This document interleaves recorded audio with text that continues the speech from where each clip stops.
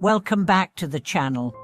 In today's journey, we are going to explore a story that has touched millions of hearts across the world, across generations, a story that speaks to the universal search for meaning, for purpose, and above all, for happiness. We are talking about Siddhartha, the timeless novel by Hermann Hesse that is not just literature, but a living map of the soul. Through the life of one man, Siddhartha, we trace a journey that mirrors our own inner struggles. The story is simple. A young man leaves the comfort of his home, rejects organized religion, pursues both extreme asceticism and indulgent pleasures, and finally discovers something quietly radical, that true peace cannot be taught. It must be lived, felt, heard in the quiet of one's own being. So let me ask you this: have you been chasing happiness all your life and still feel empty? Have you followed teachers, read books, listened to gurus, and still feel that something is missing? Are you looking outward, hoping for an answer that only rises within? If so, you are Siddhartha. Let's begin at the start of the novel. Siddhartha is young, brilliant, and already deeply aware that the rituals around him, while beautiful, are not enough. He watches the Brahmins, father and elders perform sacred chants, offerings, and meditations. But something inside him burns. A whisper that says, "This cannot be all." Do you know that feeling? The strange hollowness of success. The ache that visits even after your dreams come true. That's the soul remembering it was made for more than form. So Siddhartha leaves. Not out of rebellion, but out of sincerity. He joins the samanas, the ascetics who renounce everything. They eat little, sleep less, meditate for hours. Siddhartha learns how to fast, how to endure pain, how to kill the ego. And still the same whisper, "This is not it either." How many times in your own path have you thought, "If I just practice harder, maybe then I'll be free"? How often have you tried to destroy the self, only to find that the destroyer was still you? This is one of the deepest teachings of the novel. Truth cannot be found through denial any more than it can be found through indulgence. After years of deprivation, Siddhartha meets Gautama the Buddha. Here, many readers expect the story to climax. After all, the Buddha is the answer, right? But Siddhartha does something astonishing. He listens to the teachings, feels their beauty, honors the Buddha with deep respect, and walks away. Why? Because he realizes something that few dare to admit. No teaching, no matter how pure, can replace direct experience. He says, "I will learn from myself, be my own pupil, I will get to know myself," the mystery of Siddhartha. And this is where the real journey begins. So many seekers stop here, worshipping a teacher, a method, a philosophy. But Siddhartha reminds us the river of truth must flow from within.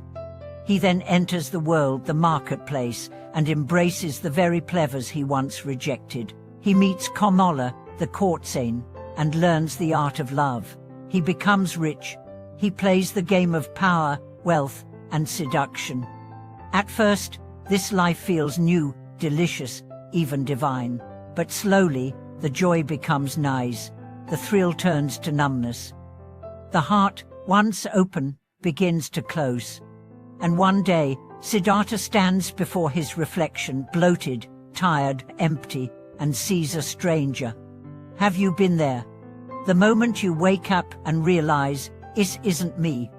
That your success, your image, your comforts, they've cost you your soul. That's the breaking point, but also the breakthrough. Siddhartha leaves it all. He walks to the river, ready to die, ready to disappear. But the river doesn't judge, the river sings. And for the first time, Siddhartha listens, really listens. Not with the mind, with the whole being. And what does he hear? Not a teaching, not a doctrine. A sound, the vibration of unity, the song of the universe. He doesn't analyze it. He surrenders to it. And slowly, gently, transformation begins. He meets the ferryman, Vasudeva, a man of few words but infinite presence. Together they sit, they watch, they listen. And in this silence, Siddhartha discovers what no guru could give him. Peace. Not the peace of ideas, the peace of being. Here lies one of the deepest messages of the Buddha. The truth is not found in extremes, not in asceticism, not in indulgence. It is found in stillness, in listening, in presence. So many of us are chasing something even on the spiritual path. We think, if I just fix this, learn that, reach there, I'll be happy. But Siddhartha teaches us that the chase is the trap, that happiness is not found. It is remembered. And that memory comes alive when you stop searching and start living fully, honestly, quietly. So what does this mean for your life? It means you don't need to become someone else to find peace.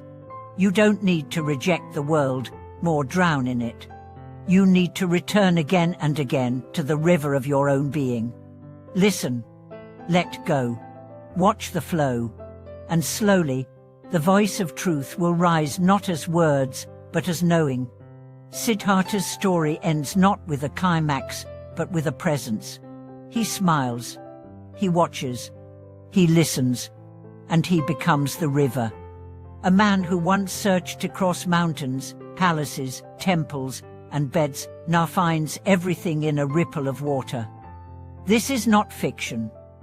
This is your path, not the same story, but the same truth. You are not broken. You are not lost. You are remembering. So stop striving. Start listening. Let life teach you. Let the river carry you. Thank you for watching this video. May Siddhartha's journey remind you that your path is not about rival, but awakening, and that the voice you've been chasing has always been your own, waiting in silence, like a river singing your name.